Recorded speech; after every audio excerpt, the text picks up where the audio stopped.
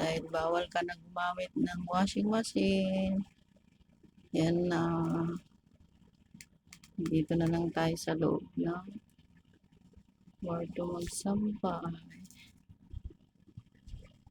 Problema ko pag pag winter na, paano na kaya ako magpapatuyo ng damit ko? Okay. Bawal naman na ako gumamit ng washing machine, ng dryer. Yan, dyan na ako nagsasampay. Bawa naman.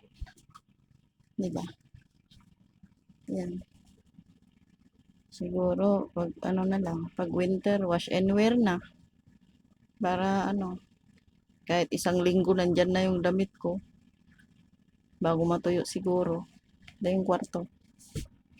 Dito. Doon yung aking mga baby teddy bears. Yan. Dito na ako nagsasampay. Kunting tiis na lang. Ano na tayong magawa? Bawal na tayo gumamit ng washing dryer. Kaya dito na ako nagsasampay. Sa labas kasi maalikabok, Makati. Pag walang alikabok, doon nagsasampay ako. Pero pag maalikabok kasi ngayon. Kaya yan, no choice. Yan na. Ako nagsasampay.